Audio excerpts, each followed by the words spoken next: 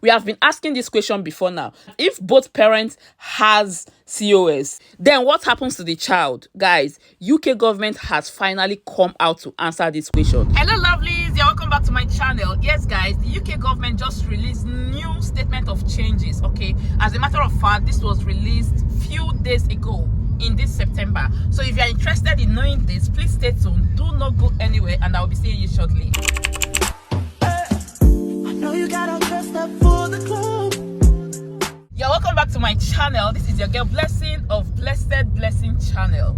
On this channel, I film content on how you can migrate to the United Kingdom, live generally in the UK. Like, I bring out information that will make your transition to the United Kingdom as smooth as possible. So if this interests you, please do well to subscribe to my channel, and also do not go without hitting on that notification bell so you get notified anytime I upload new videos. To my returning subscribers, thank you guys for always coming back to watch my videos. I sincerely appreciate you. God bless you. So let's move right into it, guys. This was released on the 10th of September. That's talking about a few days ago. Honestly, it's not so good news, I tell you this. And also, it still has some couple of good news in there, okay? So it has to do with student visa, skilled worker visa, health and care visa. Just join me to my screen. All right, guys, so this is statement of changes in immigration rules published on the 10th of September 2024. Appendix student 5.26. There is a maintenance requirement for student applicants to demonstrate they have funds to support themselves for each month of their course up to 9 months. This level of funds for international students to demonstrate was originally matched with the maintenance loan available for home students. Okay, but the maintenance requirement for international students has not been updated since 2020. This changes increases the maintenance requirement for international students to match the maintenance loans available for home students for the 2024-2025 academic year. We will ensure it aligns with the home student maintenance loan in future. We have also updated the maximum amount of the accommodation offset in line with the changes to the maintenance requirements. The accommodation offsets allows students to demonstrate less maintenance funds if they have paid a deposit for their accommodation in the United Kingdom. I believe this explanation is clear, but let me just give it a little thought. As a student that is coming to the United Kingdom to study, if you have already made initial deposits, okay, for your accommodation, your maintenance fees may be reduced, okay? So guys, let's see what exactly is the maintenance fee as it is now. The new maintenance fee as it is now is currently at £1,334 per month up to 9 months for courses in London, and £1,023 per month for up to 9 months for courses outside London. The next one, guys, is about ETA. We already know what ETA is. For those of us that does not really know, ETA is Electronic Travel Authorization. Okay, I've already made a video on it, I think sometime last year, for those of you that have been following me, okay? But just for you to know, it has to do with an electronic travel authorization given to an individual to come to the United Kingdom. And there are some selected countries that can come over to the United Kingdom without a visa. However, some of these countries will need ETA. So guys, there is a recent changes on this, guys. I'm going to read it out and then try to apply my own explanation or my own understanding of the situation. It was last year that the UK government introduced this ETA, but they said they want to start with just fewer countries. On this new statement of changes, the government will complete the implementation of the scheme in a phased manner to all remaining non-visa nationalities. In November 2024, the window will be extended to other countries, other nationals outside Europeans that currently do not require visa to come over to the UK, and it will be a travel requirement from 8th January 2025. In March 2025, the scheme will then be extended to European nationals and will be a requirement for travel from 2nd April 2025. I believe this is clear. So let's go to the next one. I think this is the particular part that you have been looking for. So let's just read it clearly. And it says, in appendix children, where CHI 3.1A or B refer to the applicant applying as the child of a person, P. P must not be a skilled worker sponsored for a job in so and so, okay? That is if a child is applying to become a dependent of the main applicant, okay, which is referred to as P on this article. The main applicant must not be a skilled worker sponsored for the following jobs. 1. Under SOC 2020 Occupation Code, okay, 6135, care workers and home carers, or 6136, senior care workers, or the SOC 2010 Occupation Code 6145, care workers and home carers, or 6146, senior care workers. All S P was or is being granted entry clearance or permission as a skilled worker sponsored in the SOC 2010, that's the old SOC, before 11th March 2024. And secondly, since the grant of entry clearance or permission in 1, P has continually had permission as a skilled worker sponsored in one or more of the SOC 2020 Occupation Code or SOC 2010 Occupation Code. I believe this is clear, except by where paragraph 39E applies. That period of overstaying will be disregarded, guys. If you look at this one, it's just similarly to what we already know.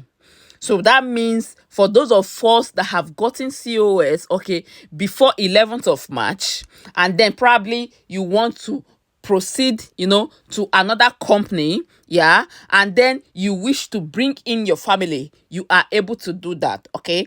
And also, for those of us also that have gotten COS, okay, before the 11th of March, I wish to add their dependents, even with the old SOC code, that's the old SOC code 2010, you will still be able to do that. Then, secondly, the applicant was born in the UK.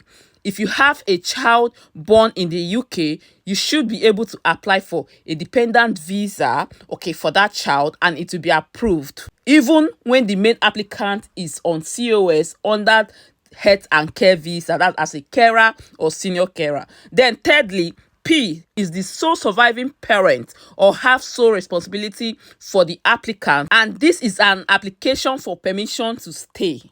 That means that this person is already in the UK and he or she has a sole responsibility to the child. That's like a single parent. The person could be a single mother, it could be a single father, and decides to apply for a dependent visa for the child. Of course, it will be granted. Next one, the main applicant, which is the P, has joint responsibility for the applicant with another skilled worker who is also sponsored for a job in one of the above occupation codes, okay? And this is an application for permission to stay, guys.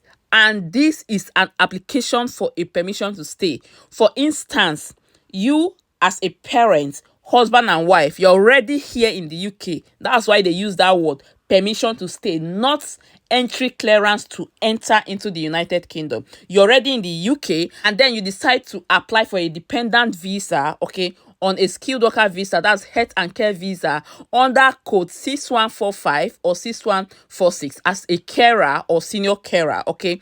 You should be able to do that if your partner also have another COS under those two codes. Is still limited under those two codes. So if, of course, your partner has a COS under other codes, okay, then automatically you should be able to apply for dependent visa for your family, okay, because those codes, some of those codes are not restricted. This restriction they are talking about is basically on these two, on these two codes. We have been asking this question before now. If both parents has COS, then what happens to the child? Guys, UK government has finally come out to answer this question. They are not telling us that those children should be able to apply for a dependent visa, and of course it will be granted. I've always known this because the UK government that I know, they can play with everything but not children. We never want families to be divided. Imagine if you have a COS and then they tell you to remain in the UK taking care of their own people, and then you are meant to send your children away.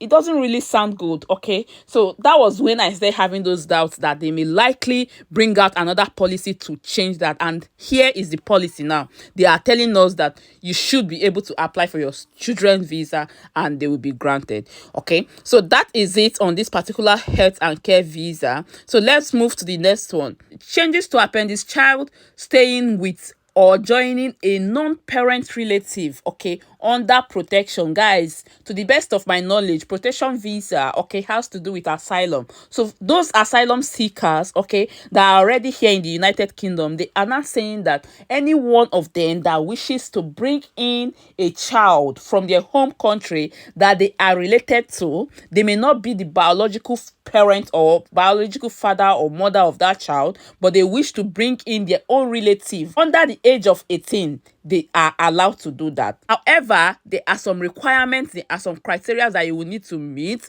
as an asylum seeker in the United Kingdom for you to be eligible to bring in a non-parent relative, okay, to the United Kingdom, okay? So as you can see, let's just quickly rush this, okay? It says appendix: child staying with or joining a non-parent relative under protection, okay, is also known as CNP. Under appendix CNP, a child may apply for either entry clearance or permission to stay with or join their non-parent relative who has protection status in the United Kingdom and is not settled. Under appendix CNP, if a person wishes to stay with their non-parent relative and apply for settlement in the United Kingdom, they can apply at the same time as their non-parent relative or after their non-parent relative is settled in the UK, providing they have or last had entry clearance or permission to stay under appendix CNP. An application for entry clearance or permission to stay with or join a non-parent relative in the UK must meet all the following requirements. 1. Any fee or immigration health charge must have been paid, or else the applicant have been granted a fee waiver in whole or part. What it means is that whatsoever fee that the main applicant paid, of course, that child will have to pay the same fee, okay, except they had a waiver to waive all or part of the fees. Then secondly, the applicant must have provided biometrics, of course. Thirdly, the applicant must have satisfactorily established their identity and nationality. The applicant's non-parent relative must currently have protection status in the United Kingdom. And lastly, the applicant must be under the age of 18 on the date of application. Then if you come down a bit, it tells you suitable requirements for entry clearance or permission to stay with or join a non-parent relative. The decision maker must be certified that the applicant should not be refused under Part 9 grounds for refusal. Then the next one, eligibility requirement for entry clearance or permission to stay with or join a non-parent relative. 1. The applicant must meet the following requirements for a dependent child in appendix children. 1. Independent life requirements, and secondly, the care requirements. Next one, the decision maker must be certified that the applicant has no family other than the non-parent relative in the UK that could reasonably be expected to support or care for them. So what it means is that the non-parent in the UK is the only relative that this child has for them to grant this visa. They must prove that the child has only this person as a carer or someone that can support him or her. Relationship requirement for entry clearance or permission to stay with or join a non-parent relative. The decision maker must be certified that the applicant has an existing genuine family relationship with their non-parent relative in the UK. The non-parent relative must be a close relative of the applicant. Guys, did you hear that? So it must be a direct, like a very close relative, okay, for them to approve that visa. Then maintenance and accommodation requirement for entry clearance or permission to stay with or join a non-parent relative. The non-parent relative in the UK must be able to provide adequate maintenance and accommodation for the applicant without reliance on public funds. Then the applicant must provide evidence of funds, okay, as specified in Appendix FMSE, okay. Period of grant for entry clearance or permission to stay with or join a non-parent relative, okay. The applicant will be granted permission which expires on the same date as their non-parent relative's permission in the UK. Condition of grant for entry clearance or permission to stay with or join a non-parent relative: no public funds. Of course, you will not have access to public funds. You will not have access to public funds, but you should be able to work in the UK. Work permitted, including self-employment and voluntary work, and study is permitted. That was it. So please do well to like this video, share this video, and also do not forget to subscribe to my channel if you have not done that already. You'll be receiving latest immigration news like this. Thank you again for watching, and I remain Blessing Emozozo of Blessed Blessing Channels. Thank you. Bye.